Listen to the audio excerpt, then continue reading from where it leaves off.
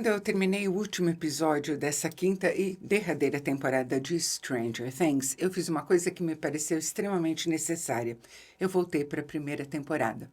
Eu vi os 5 primeiros episódios de novo, até veria mais se eu não tivesse curiosíssima para começar outra série de que todo mundo está falando, Heated Rivalry. Mas eu vi esse início de novo porque eu queria ter certeza dos flancos em que Stranger Things avançou nessas 5 temporadas e também das coisas que ela perdeu pelo caminho. Pessoal, obviamente esse vídeo tem spoilers e ele é um vídeo a seco também, sem cenas, sem fotos, porque vocês todos já assistiram, já sabem do que eu estou falando e porque se a gente fosse editar com tudo isso, ia demorar mais ainda para ser publicado. Independentemente do que cada um de vocês tenha achado do final, eu pelo menos penso que o que de mais fundamental se perdeu foi a alma da série.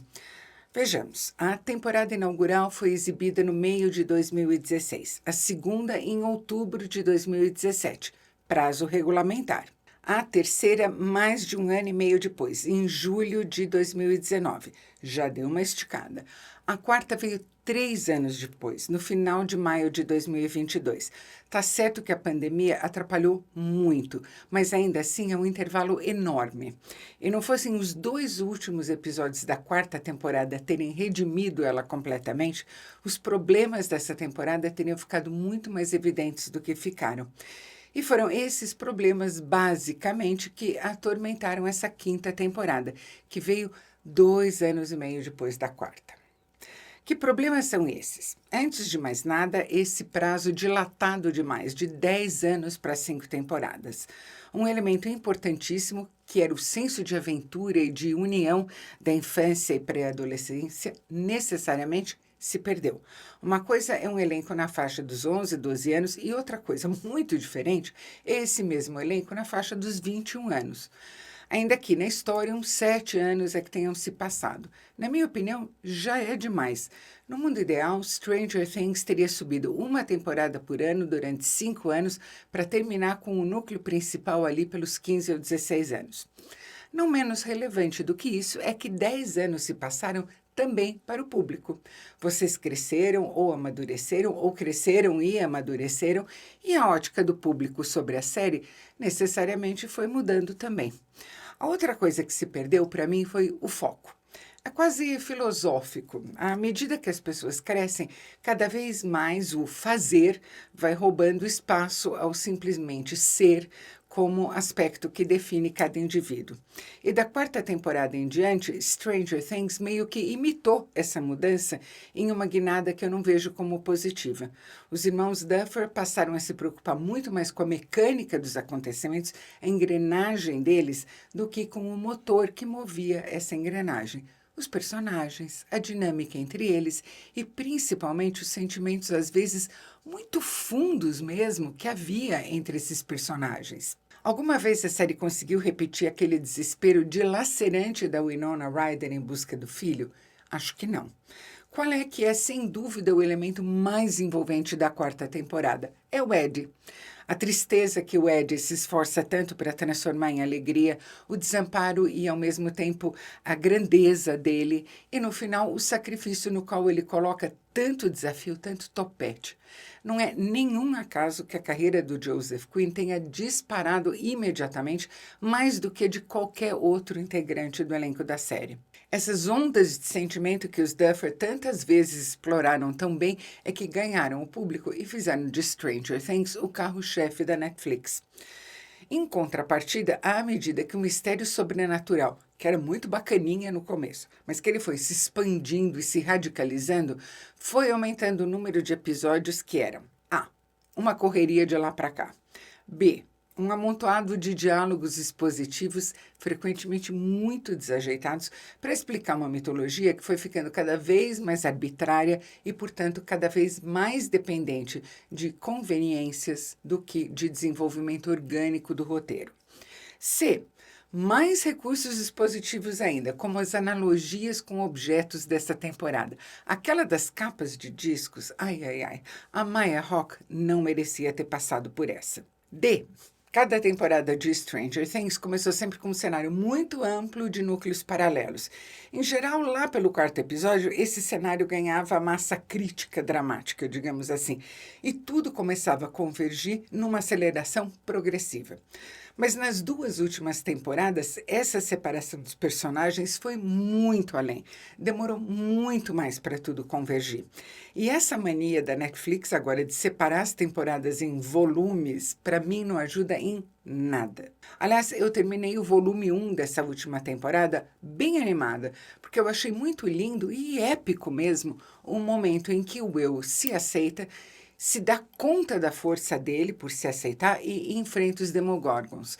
Eu fui para o segundo volume animada de verdade, mas não durou muito. Inclusive porque, eu não sei vocês, mas eu em nenhum momento dessa temporada senti que qualquer um desses personagens aos quais a gente se afeiçoa mais estava correndo um risco real. Eu tinha certeza que ia todo mundo acabar bem, e isso diminui consideravelmente o investimento emocional do espectador. Aliás, as teorias sobre a morte, que não foi morte coisa nenhuma da Eleven e que parecem muito lógicas para mim, isso atenua pra caramba aquilo que devia ser uma perda inconsolável. Só para explicar a teoria para quem ainda não viu, as caixas de som estavam funcionando com os graves, o que é a criptonita da Eleven, mas mesmo assim ela conseguiu trazer o Mike para a mente dela. E ela não sangrou enquanto usava os poderes, o que dá credibilidade à tese de que aquela figura ali não era a Eleven, era uma ilusão criada pela Kali, a única personagem importante que perdeu a vida e que não por coincidência era a que, pelo menos de acordo com o zum zum zum que eu estava ouvindo, a que não estava agradando. Aquela novelinha que foi o desfecho, para mim também não rolou legal.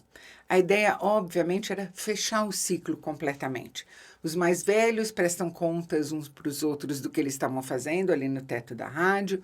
O Dustin faz na formatura exatamente aquilo que o Ed tinha dito que faria se subisse ao palco para fazer o discurso.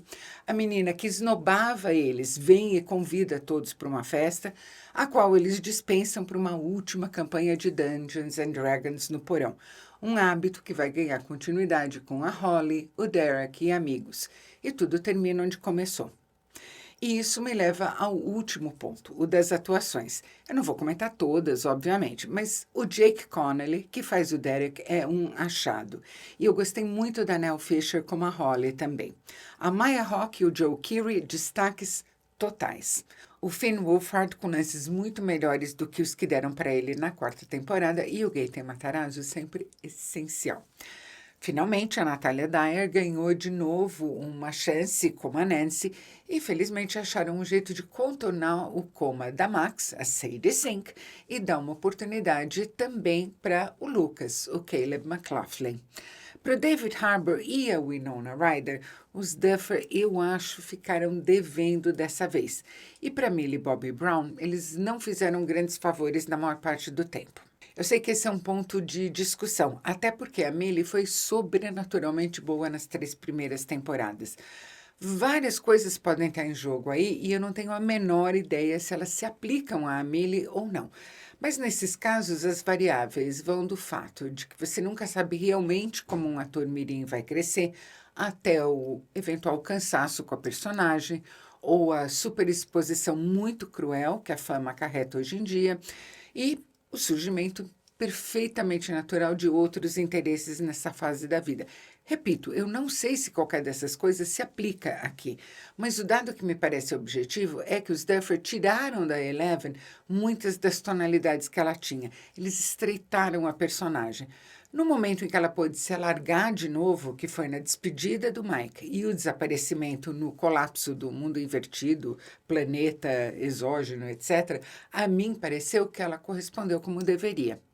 Mas, e esse para mim é um mas bem importante, por questão de, sei lá, temperamento até, eu em geral guardo de um filme ou uma série não as eventuais decepções, mas os momentos legais. E Stranger Things teve uma quantidade imensa deles.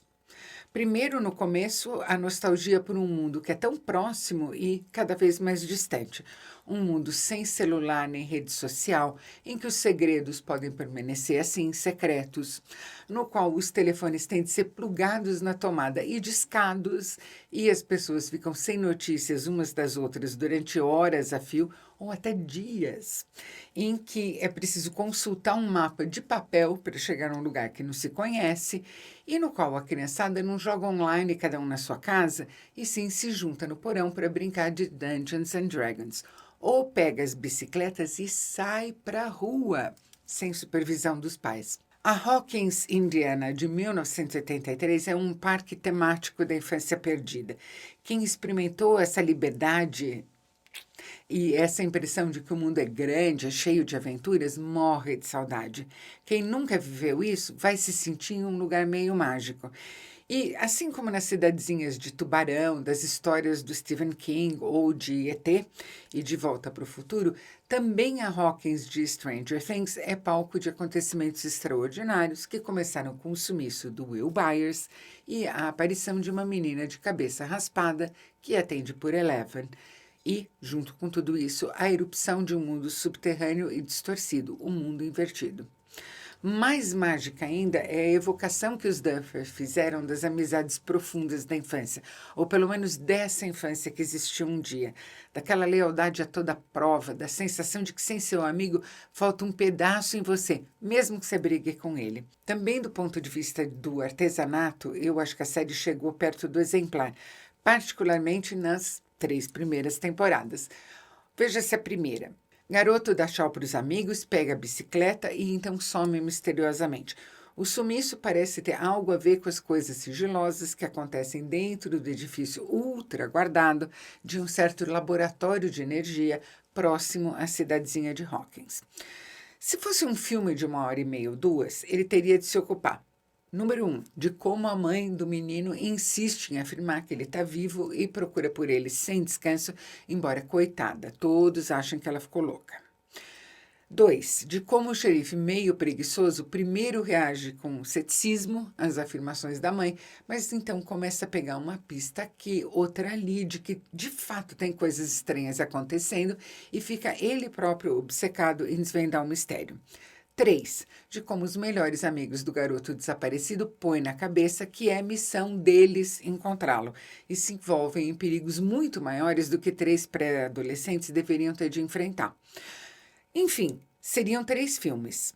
Mas com as 6 ou 7 horas líquidas de narrativa da primeira temporada, os Duffer fizeram esses 3 filmes ao mesmo tempo, entrelaçando todos eles de maneira a acentuar as curvas da história. Se Stranger Things pudesse ser descrita por um diagrama, eu diria que ela tem a forma de um funil. A história vai se avolumando à medida que as paredes do funil se estreitam, até conduzir ao gargalo e daí desaguar em um novo recipiente, que é um setup diferente para a temporada seguinte. Mudar uma trama a esse tipo de fluxo é difícil e é uma arte que os Duffer dominaram muito bem.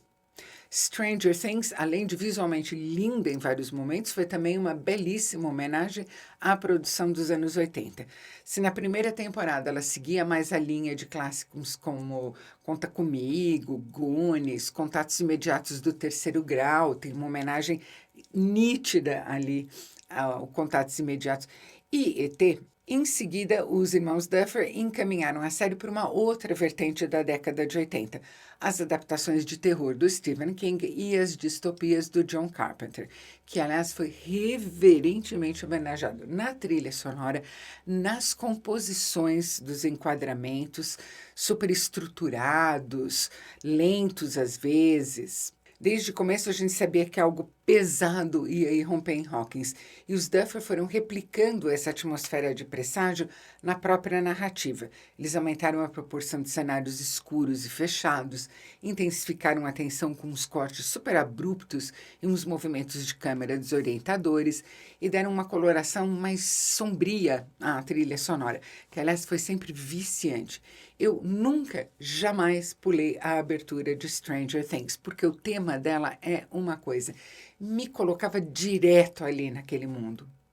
Eu não vou dizer que Stranger Things tenha sido uma série perfeita, nem faço a menor questão de séries perfeitas.